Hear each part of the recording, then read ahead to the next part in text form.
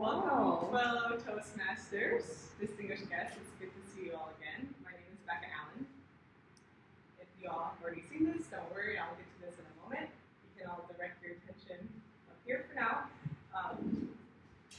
Question, how many of you are familiar with the DISC assessment? Okay, majority. How many have taken it? Anyone know their letters off the top of their head? What do we have? D. D. S. C. Okay. Well, then you can all help me in a moment. If you're not familiar with this, what it is an assessment of behavior. So research shows that behavior can be categorized into four main groups, and every person shows these styles in varying degrees. So I took this test maybe 3 years ago and got an SI, and more recently I took it and got just a very high S. All three graphs that you can have were an S. So there's D, which is dominant driving, I, which is influencing, inspiring, S is steady, stable, and then C is compliant, correct. Now, for this second speech in my presentation mastery pathway, one of the options is communication styles. And of course, there's an assessment you can take to figure out what your communication style is, as the speech is to figure out what communication style you use and how it impacts your interactions with others. So, of the four styles that there are, there's decisive, analytical, initiating, and supportive. Can anyone guess the one that I got? Supportive. Yes, you all are right. Supportive is described as calm, approachable, sincere, steady, gentle, and it says, due to her active listening skills, others see her as cooperative, dependable, and loyal. So these are all really great things. Active listening is a great skill to have, but it's not super useful to me in this setting where I'm giving a speech. So I figured I'd use this opportunity to have you all learn about other communication styles, and I could practice other communication styles. So in a moment, we're going to play a little game, where I'm going to tell you about 3 places that I love to eat or drink at currently in Chicago. Now, before getting to that, we can turn our attention to this lovely graphic. The communication styles are summed up with direct, steady, initiating, and by steady, that's actually supposed to say supportive, initiating, and analytical. My order that I scored in was supportive, initiating, analytical, and then direct. As you can see, direct is described as decisive, competitive, independent, and confident. Analytical is summed up by precise, exact, and logical. And initiating is sociable, enthusiastic, energetic, spontaneous, and fun-loving. Everyone understand? Yeah. They're on all the different styles. They're very hand-in-hand with the Myers-Briggs disc, as you can kind of see. Okay? Everyone feeling good? Yes? Different styles? Okay, great. Ready for the game. Awesome. Okay, so up to this point, I've been using a supportive communication style, and now I'm going to describe the 3 places that I like to eat or drink at, using a different communication style for each one. So the game is to see if you can guess which place is being described with which communication style. Does that make sense? Yeah. So it'll be a great test to see how well I'm, nailing these other communication styles. Okay? All right, so first up we have my favorite place to go, and it may be surprising, and I have to say it's not unique to Chicago, but it's Chick-fil-A. And I have some people that can vouch for me. I love Chick-fil-A chicken nuggets.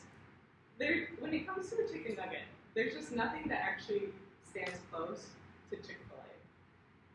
Crunchiness is an important factor to me. And the crispy edges that are on the outside of that battered Chick-fil-A chicken nugget just stands alone. There's no other better chicken nugget. So that's why Chick-fil-A is one of my all-time favorites, and probably will be going forward. Okay? You can hold your guesses. Number 2 comes the coffee. I used to really love La Colombe, but I also have recently loved Starbucks. And what it comes down to is what is my drink of choice right now, and that is an iced Americano. When I was more interested in cappuccinos, overpriced black and tans, the coffee shop vibes with really nice oak tables, La Colombe was, a great choice for me. But as of recently, as I've really enjoyed iced Americanos, Starbucks has become a clear winner due to the consistent iced Americano, online mobile ordering. You know when the order will be ready for you, and you can go in and get your coffee. And lastly, my favorite place to go out to eat is DuckDuckGo. How many of you have been to DuckDuckGo? Okay, I heard some not too enthusiastic sighs about DuckDuckGo, but for me, it is my all-time favorite. I just think it's the best, from the eclectic decorations on the inside, the menu, and I think what it came down to was when I was in Milwaukee 3 years ago, I had xiao long bao with my brother and sister-in-law for the first time, and it's become my favorite dumpling. But DuckDuckGo does a brilliant rendition of a xiao long bao that is just so good. I just love it. So going to DuckDuckGo with a group of friends, getting enough people to try a bunch of dishes is my absolute favorite experience for a dinner out to eat. Okay. Any guesses on which style was communicated for Chick-fil-A, Starbucks, and DuckDuckGo?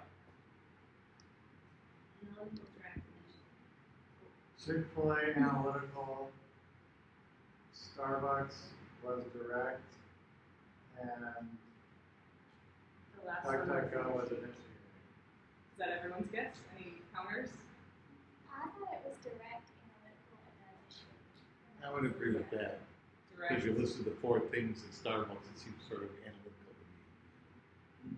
Yeah. Okay, well we have a winner with these two. Okay.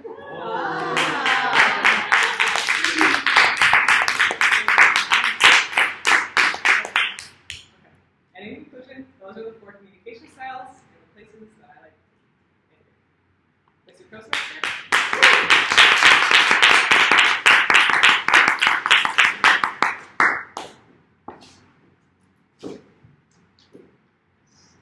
Now I would like to put 1 minute on the timer for our evaluation. And as that time is going, maybe we can dream about the Chick-fil-A.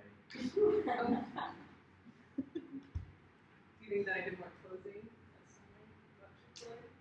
Yes. Definitely want to go There was 1 second. No, Oh. when they